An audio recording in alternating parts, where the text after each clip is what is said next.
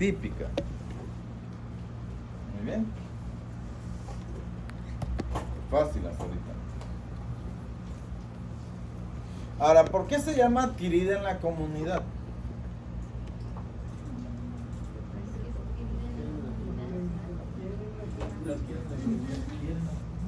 Perfecto. ¿Y qué es la comunidad?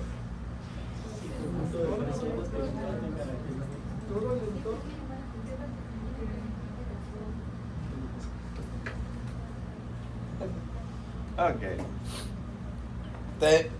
La neumonía adquirida en la comunidad se llama así por eso, exactamente, porque se presenta fuera del área hospitalaria en un paciente que no tiene contacto con el hospital.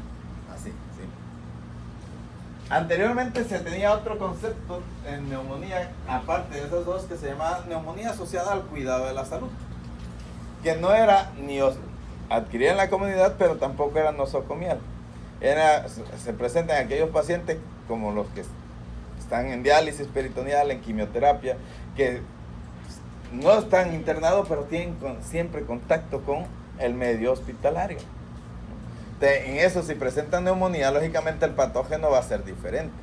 En la neumonía de la comunidad, el más común es el Streptococcus pneumoniae. Es el más común. No significa que sea el único, es el más común. ¿Ok? Pero, lógicamente, va a haber otras bacterias. En cambio, en los nosocomiales me voy a preocupar porque las causas son Pseudomonas,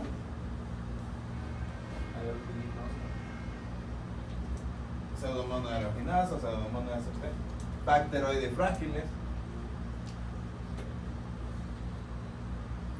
y Acinetobacter o Acinetobacter, como le conocen en los hospitales. ¿Por qué se presentan más comúnmente ese tipo de bacterias en las nosocomiales? Porque son propios de ahí, de los hospitales, del ambiente hospitalario. Y el problema es que son mucho más resistentes a los antibióticos, porque son bacterias que están en contacto con los antibióticos comunes. Pero ahorita no estamos en eso. Esta es la manifestación clínica. ¿Qué nos dice ahí en su libro sobre las manifestaciones clínicas? Tiene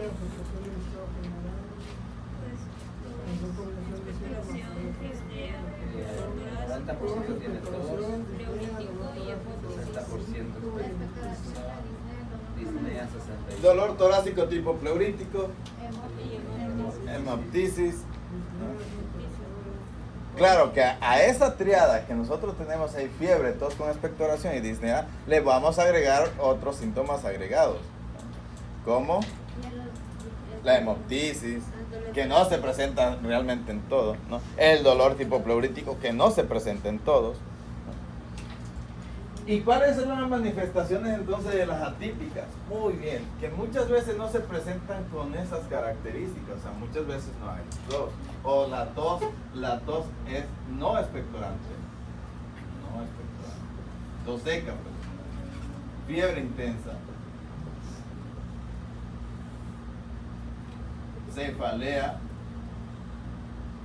y manifestaciones extrapulmonares.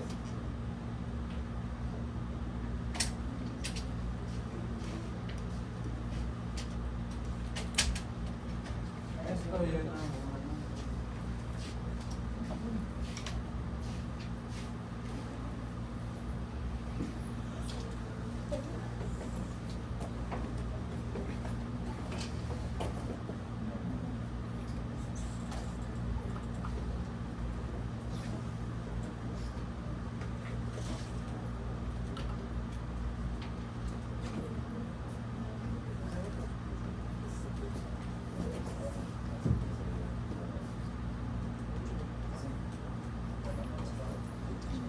Muy bien. ¿Cuáles son las manifestaciones extrapulmonares que va a tener? Lógicamente la cefalea es una de ellas, pero ¿qué otra? ¿Qué? Típicas. Diarrea.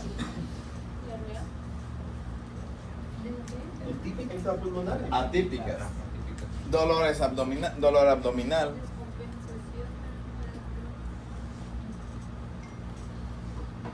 Dependiendo del patógeno. Por ejemplo, el COVID no nada más presentaba la tos y la fiebre. ¿Qué más presentaban? Presentaban diarrea. Presentaban dolor abdominal. Pueden presentar dolor generalizado. Tienen otras manifestaciones aparte de las típicas. Por eso se llaman atípicas.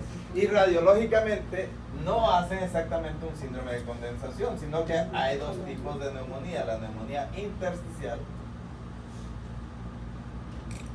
la de foco múltiple,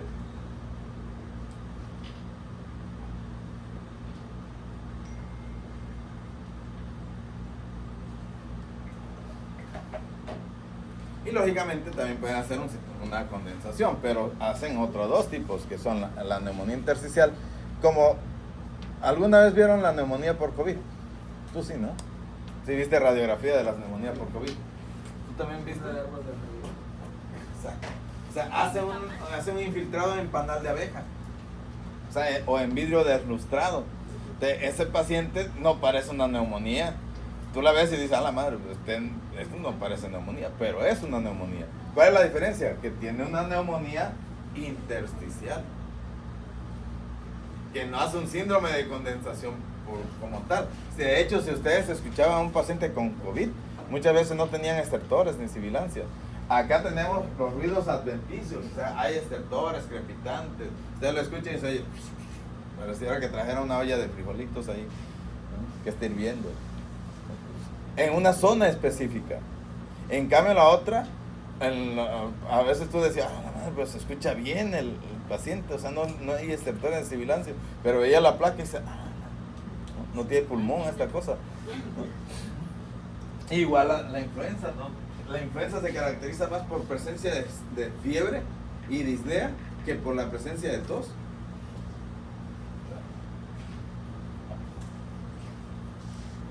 Por eso se llaman atípicos. Por Staphylococcus aureus, por ejemplo, nos da una neumonía de foco múltiple. Se ven como si tuvieran así parches algodonosos. ¿Por cuál? Staphylococcus aureus. Es muy diferente, la placa se ve diferente. ¿Sí me entienden? ¿Cuáles son los factores de riesgo para que un paciente le pueda dar neumonía? Bueno, trabajar en un hospital.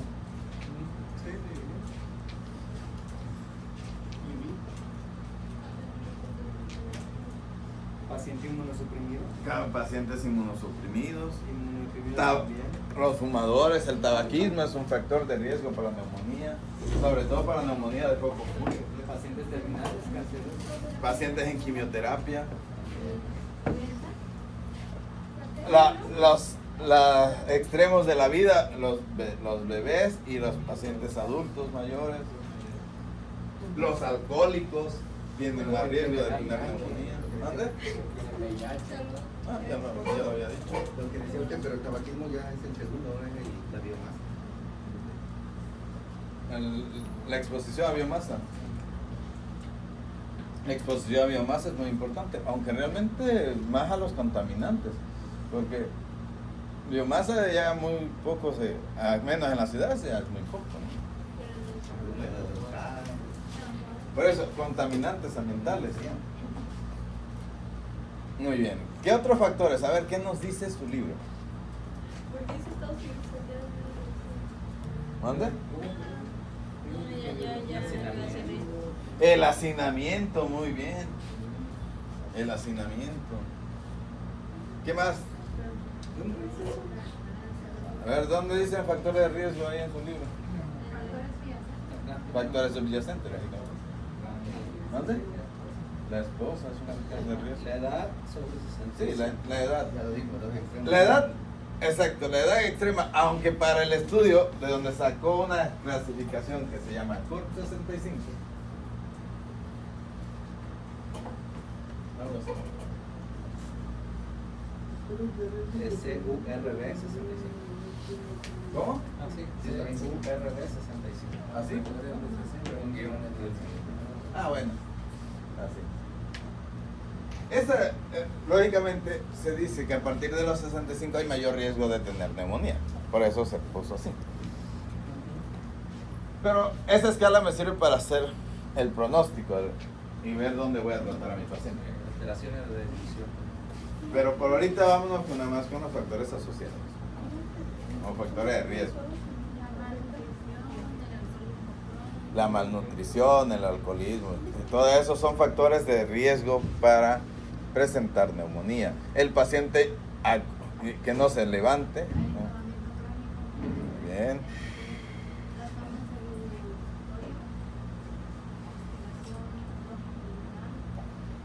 ¿Por qué un borracho tiene más riesgo? Porque siempre está teniendo broncoaspiraciones. Cada vez que queda bien borracho, se broncoaspira. ¿Por qué el Estado civil es un factor de riesgo? Porque se echan un pericardio. Los que se casan. O sea, porque dice Estado civil soltero, no es una divorciado. ¿Por qué? La verdad, ahí sí, ese como factor no. No, pero sale también que es soltero. Porque pues va no sale que por la esposa casado no es un factor de riesgo. Por el tipo de familia, supongo. También encontré que haber tenido influenza. Sí. Es un factor también. El asma es otro factor. El EPOC es un factor importante. El EPOC. Muy bien. El hecho de haber tenido ya una neumonía es otro factor de riesgo. Muy bien. Vámonos entonces. Ya vimos la manifestación clínica, ya vimos los factores asociados. Vámonos con el diagnóstico. Epidemiológicamente, lógicamente, esta es la patología más común que se presenta de los procesos infecciosos. Es la más común. De los internamientos en los hospitales también es lo más común en neumología. La neumonía. Pero vamos a ver. Diagnóstico. Voy a borrar todo esto, ¿no?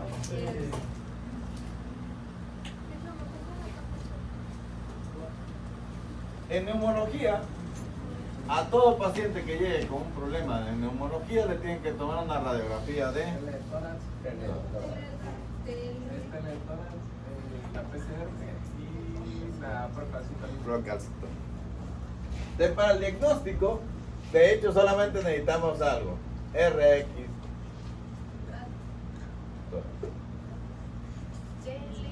Para hacer el diagnóstico como tal. ¿No? Necesitamos siempre una radiografía de tórax. Los otros estudios son complementarios del diagnóstico. ¿Por qué? Porque si usted tiene un paciente con fiebre, tos, expectoración y una procalcitonina elevada, me dice que tiene un proceso infeccioso, pero no me dice que tiene una neumonía. Para que yo pueda confirmar que tiene neumonía, necesito una radiografía de tórax en donde vea que hay un infiltrado a nivel pulmonar que me sugiera que tiene neumonía. Y que puede ser típica o atípica, por eso le decía, ¿cuáles son los infiltrados que podemos ver? Pues un dato de condensación pulmonar en la radiografía, un foco múltiple o una neumonía intersticial.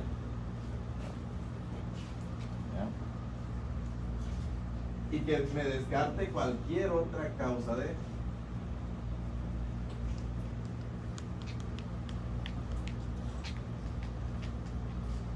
Ante la duda, lógicamente, vamos a tomar una TAC de tos.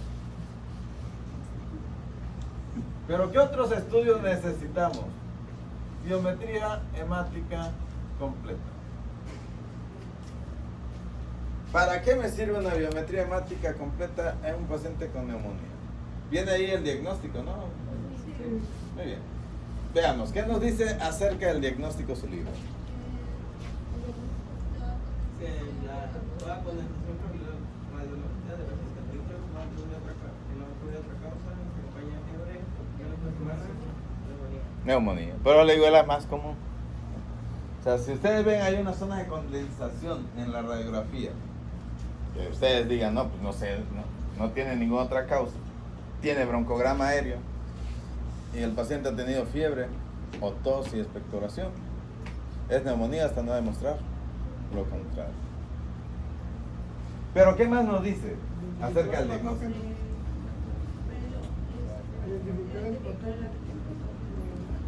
¿Identificar qué? El patógeno. Pero no nos habla de la biometría hemática ni nada.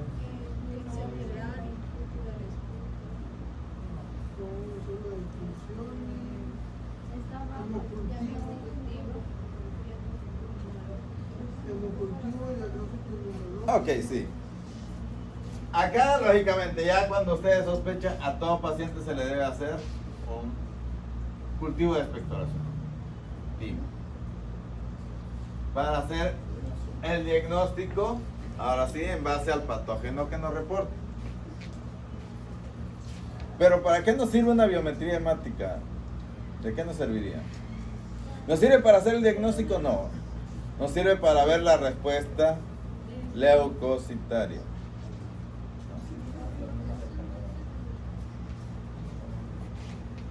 La biometría hemática me sirve para ver la respuesta leucocitaria.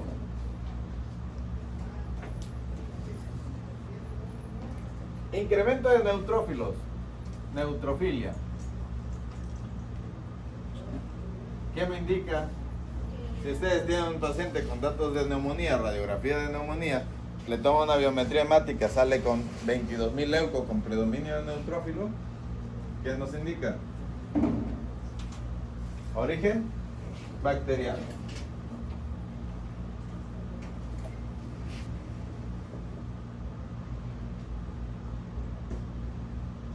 Si hay linfocitosis o linfopenia,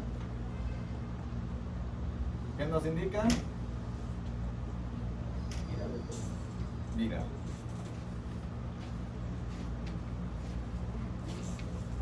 Ojo, pero ¿qué pasaría si lo que está incrementado son los eosinófilos? Puede ser por parásitos, puede ser por una neumonía, una neumonitis eosinofílica. Los parásitos no están en el... Sí, ya lo había dicho. No dijo eso. Perdón, sí. Muy bien. Lógicamente para eso me sirve la biometría hemática y ver otras comorbilidades, lógicamente. ¿Para qué me serviría la PCR o la procalcitonina? Simplemente para determinar si hay un proceso infeccioso, confirmar que es infección. Nada más. ¿Qué me sirve más? Pero el cultivo de esputo, o el hemocultivo, me sirve más para determinar el patógeno. ¿Para qué me serviría una química sanguínea?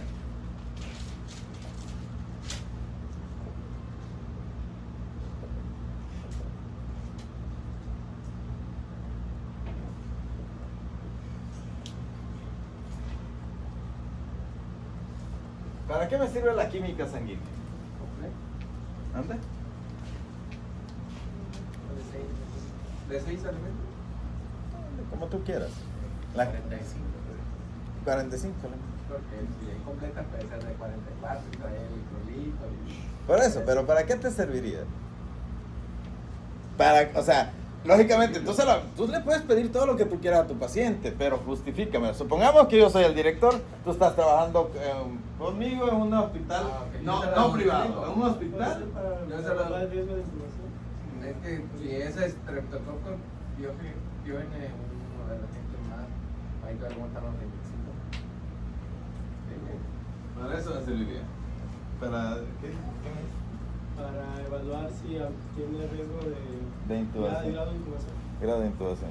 Pero eso sería más la gasometría, ¿no? Sí, Ok, pero ahorita la química sanguínea. Aquí le puse uno. Se llama CURP 65 y me clasifica la gravedad de la neumonía. ¿Qué significa CURP 65? ¿Qué significa la C?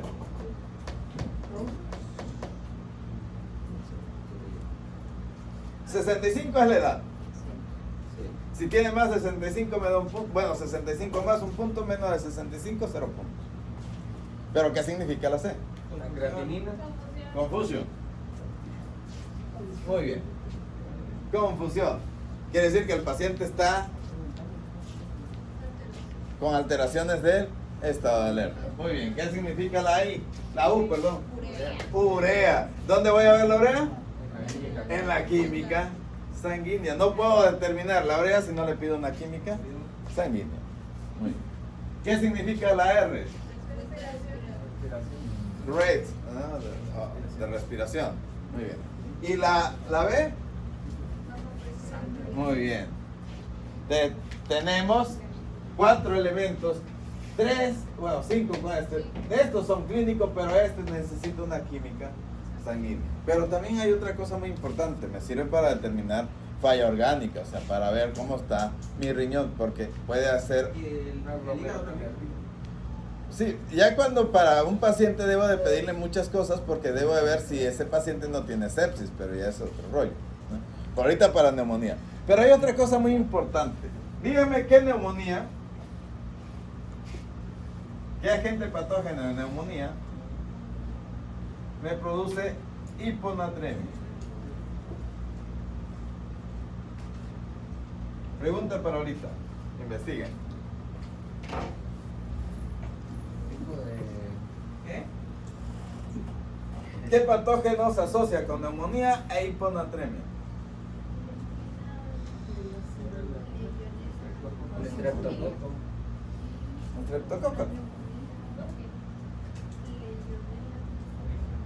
¿Cuál? Legionela. Muy bien. Por eso también me sirve para ver cómo está el sodio. Porque en base a eso puedo sospechar. También se caracteriza por presentar diarrea la legionela. Entonces, si tengo neumonía, diarrea, hiponatremia, casi le está diciendo que patógeno es.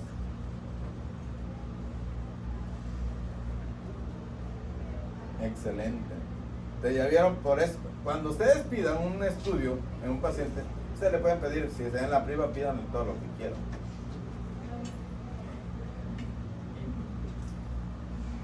Miren, va a depender lógicamente del paciente. Si lo ven con mucho dinero, pueden pedirle todo lo que quieran. Si no, traten de hacerlo gastar menos. Pero hay que ser sincero, en la priva de eso se vive. Con todo respeto, yo soy altruista y doy muchas consultas gratis. De hecho, todos los martes me iba a dar consultas gratis. Ahora yo vengo aquí, pero no significa que lo haya dejado de ser. Pero también de eso vivo. Entonces, lógicamente, si yo veo que puedo obtener ganancias, le puedo pedir de todo. Pero ahí le dan a usted porque usted más estudios. Te lo da el laboratorio. Pero si no, pregúntale. ¿Y te lo da el laboratorio? Sí. Tu comicha. Ya, para Pero no se lo pidas. Por ejemplo, si tú ves que a Lucha nada más me alcanza para pagarte la consulta, pues pídele lo menos que pueda. O sea, lo que sí realmente son significativos. Si tú ves que llega en una Hummer y aparte de sus hijos llegaron cada uno en su Ferrari, ¿no? Te saca y te ves ahí, pídele todo. Hasta lo que no Para confirmar. Oiga, pero ¿por qué me están pidiendo? Por lo mismo.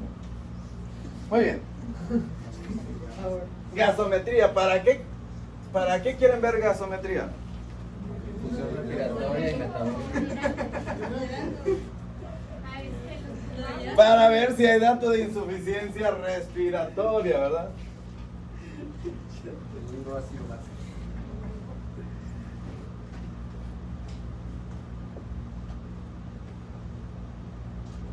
Y desequilibrio ácido-base.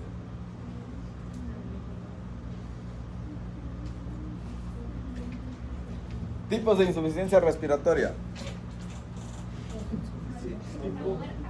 Tipo 1 o tipo 2. Tipo 1, ¿cuáles son? La de velocidad. La hipoxémica. Tipo 2, hipercápnica. Muy bien. ¿Cuál puede presentar más el paciente con neumonía? La tipo 1, muy bien.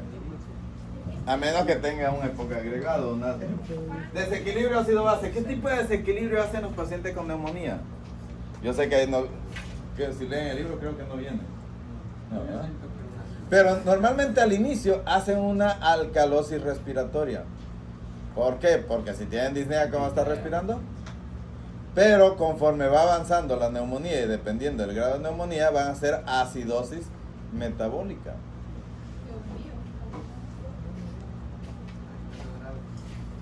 Muy bien. De ya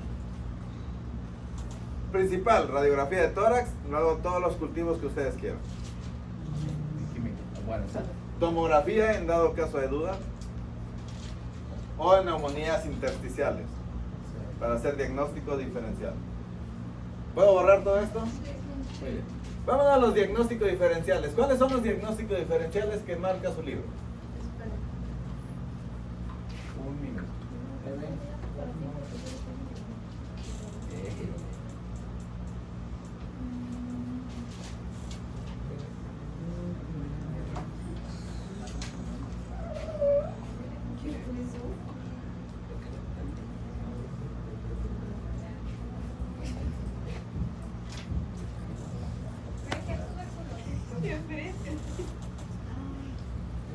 ¿Dónde?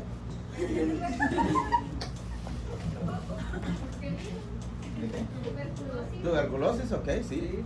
Aunque realmente la tuberculosis produce un tipo de neumonía, pero la tuberculosis como tal también es un diagnóstico diferencial. COVID produce una neumonía intersticial, así que no es, debería ser, es un diagnóstico diferencial en cuanto a patógeno. Pero es que decía que si no hacían diferencial, lo va a tratar como algo bacteriano. Por eso, sería como diagnóstico diferencial en cuanto a patógeno. A todo paciente que presente neumonía de tipo atípica hay que solicitarle la prueba de COVID y la prueba de influenza. Cáncer, muy bien, cáncer. El cáncer, el ATV y no me acuerdo, usted no había mencionado otro. Bueno, de los síndromes condensatorios. Todo aquello que produzca un síndrome de condensación, perfecto. Edema pulmonar de tipo no cardiogénico no podría ser, pero lógicamente ahí no va a haber fiebre, ni va a haber data de exposición, etc. Factores de riesgo. Pero sí son en los niños. Muy bien. Ya tenemos el diagnóstico diferencial. Vamos a ver clasificación.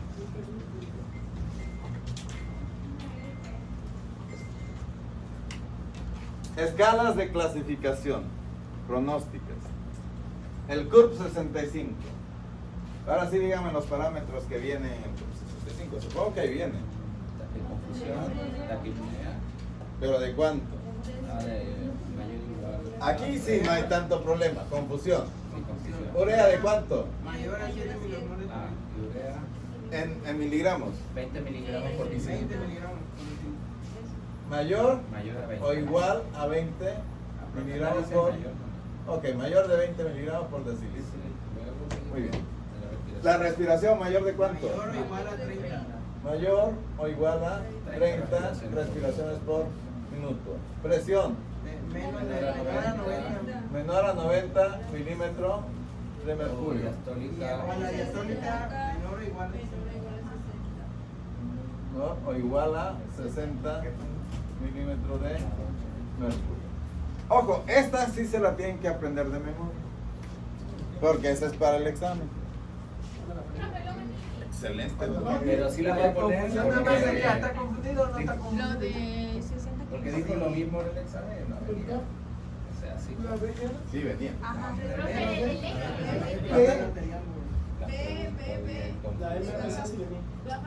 La P de. ¿Cómo vamos a preguntar esa escala? No se pregunta, se explora. Pero para confusión, ¿cómo está? ¿Somnolienta? ¿Letárgica? No, pero eso lo es, ¿no? Eso lo es. Está viva. Está muerta ya. Está fría. Está fría. Ya ves.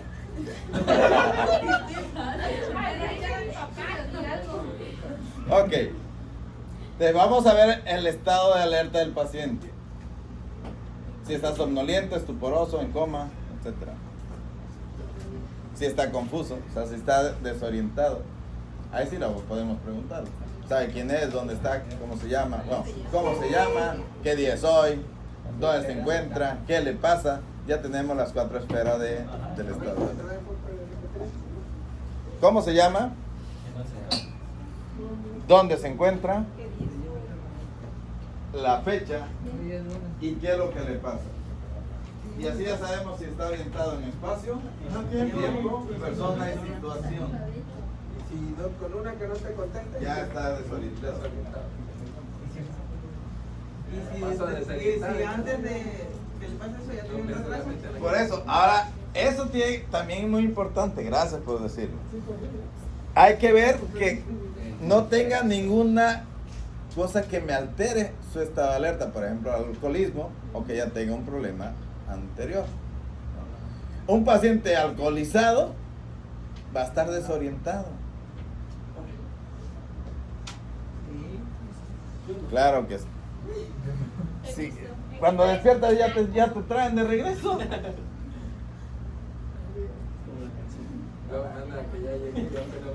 Ajá. Muy bien. La urea no la voy a preguntar. ¿Qué tengo que tener? La frecuencia respiratoria la voy a preguntar. La voy a contar. Signos vitales. O sea, las otras dos, la que voy a preguntar es edad. ¿También se puede ver? Hay otra clasificación que le quita la urea, que es la CRB 65. Sí. Sí, Más rápido. es para más rápido, es para cuando están ustedes no en un hospital, sino en un centro de salud.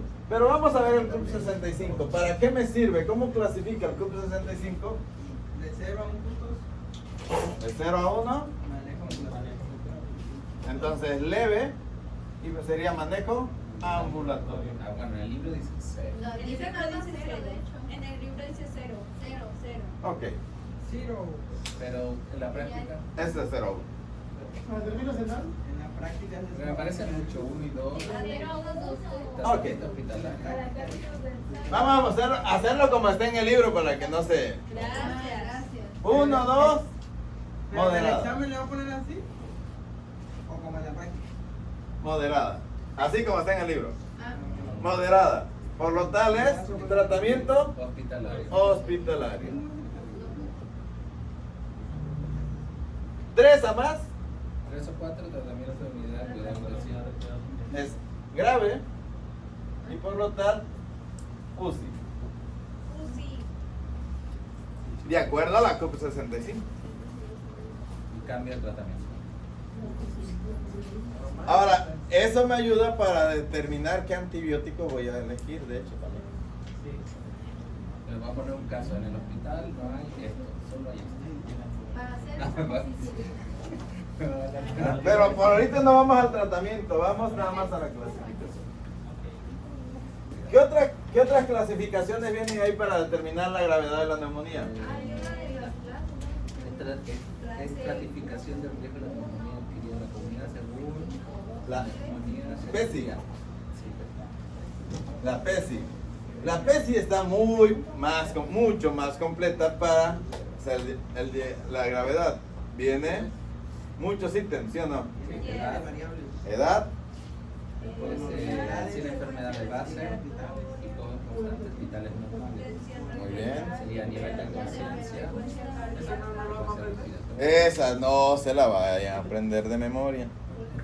Es mucha, pero ya hay una calculadora. No viene en el examen porque es mucho. O sea, y no lo dejan sacar calculadoras así. No lo dejan sacar. ¿Cuál viene? No. La que utilizamos. CURP 65. Mira, pones tu curso y ya. Pero hay que saber que existe y que es mejor la PESI para determinar la gravedad. Digamos que llegó borracho el paciente. Pero Pensé que no tú- llegó por la cena, no fue, pero pues porque empezó a presentar ves que puede hacer la neumonía. ¿La conclusión la tomamos por el alcoholismo o por...? Ok, si va con aliento alcohólico y todo eso, no calcules en ese momento el COP 65, porque no te va a hacer efectivo esto. Tampoco te va a hacer efectivo la respiración, porque un paciente borracho va a estar respirando más por la intoxicación etílica. Tampoco te va a servir. La presión arterial sí, pero vaya, un punto. Siempre que haya algo que te altere, mejor no tomarlo en cuenta. Ahora, si la familia dice, es que de por sí ya tiene un EBC y está así, preguntar, ¿es su estado de base o se le agregó algo más? Si me dicen, no, siempre he estado así, ok. Entonces, en confusión le dejaríamos 0 puntos y veríamos los otros. Pero en alcoholismo, espérate que se le pase el alcoholismo. Si no despierta después de estarle manejando, ya. Pero puede utilizar la PESI, aunque también viene la confusión en el PESI. Ahora, ¿qué otra existe? El Smart Cup. Algo así. Cup. Algo así. Smart Cup. Ah, Smart. ¿No viene ahí? Sí, dice.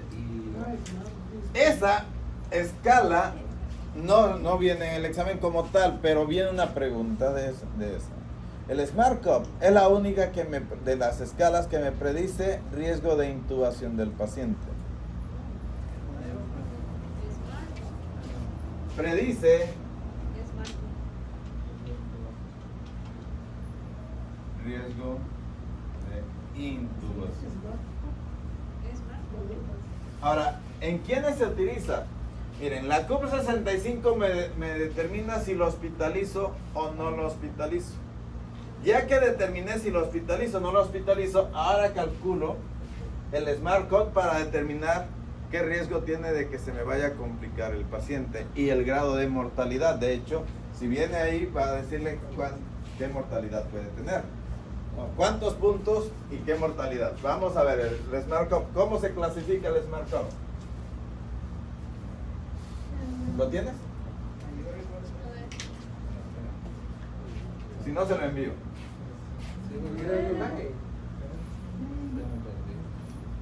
La presión. Pero ¿cómo se clasifica?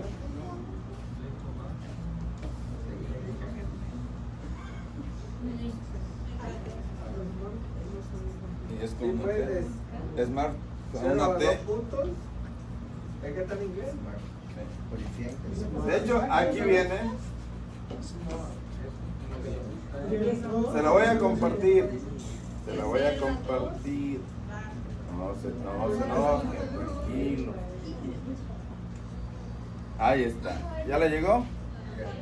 Y dice sistólica. Presión sistólica menor de 90. ¿Cuántos puntos nos da? Múltiples lóbulos afectados. Que tengamos una neumonía de focos múltiples. ¿Cuántos puntos me da? 1. Nivel de albúmina. Menor de 3.5 gramos, 1 punto. Ya vieron que para qué me va a servir también las PFH.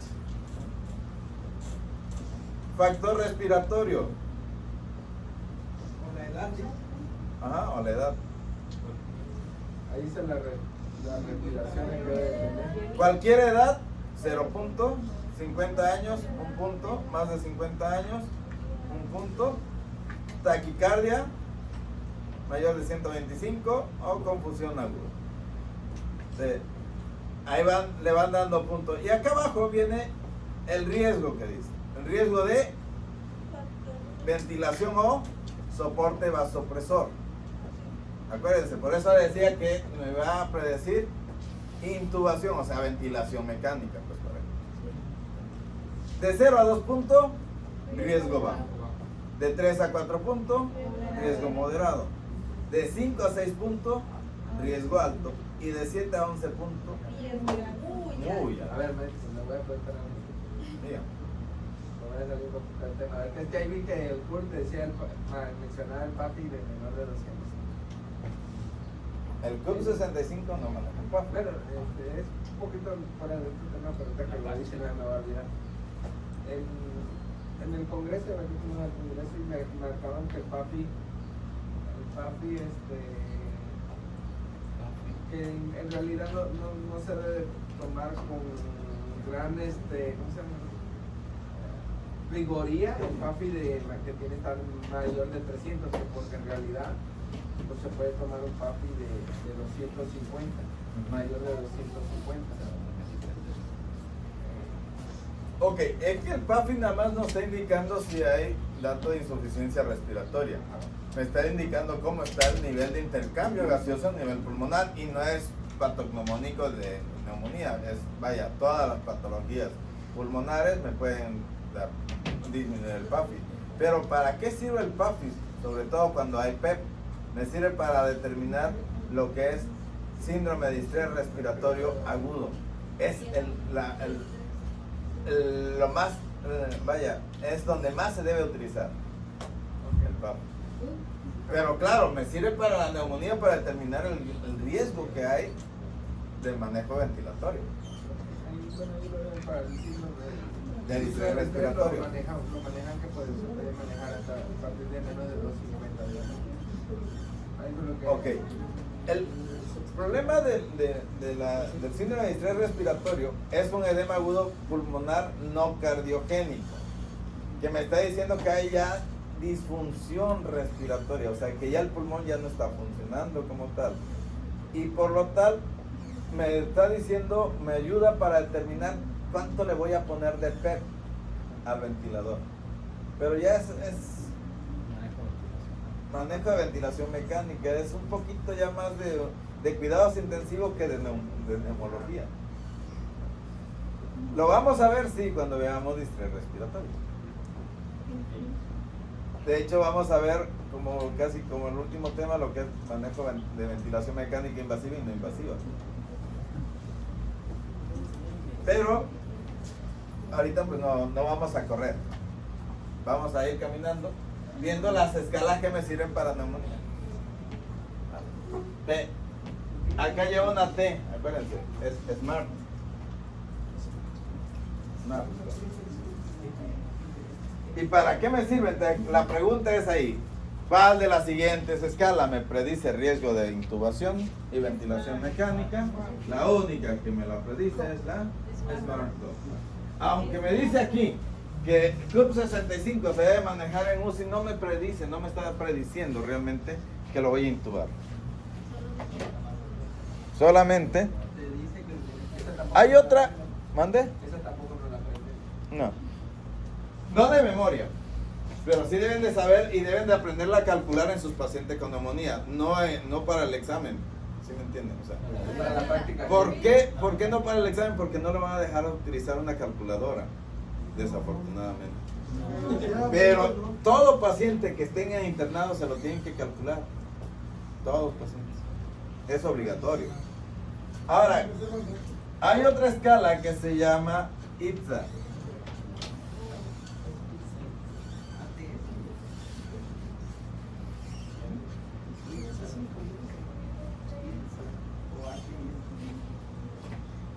La clasificación ITSA, no sé si viene ahí.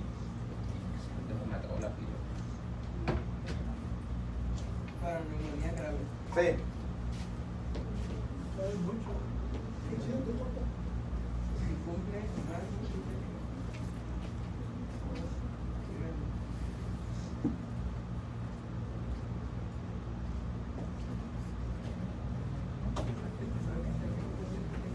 Déjame ver algo. Están pidiendo.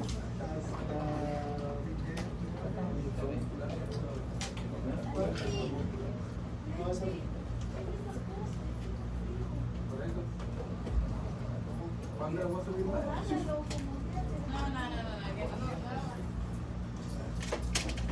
Es que me sorprende. De todos los que no estaban ahorita, cuando dije lo que dije, Ya lo vi. 10 puntos menos. ¿Cómo se llama?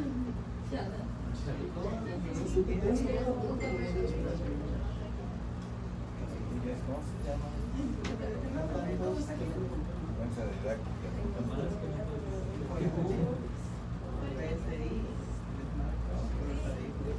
¿Qué vamos a ver hoy?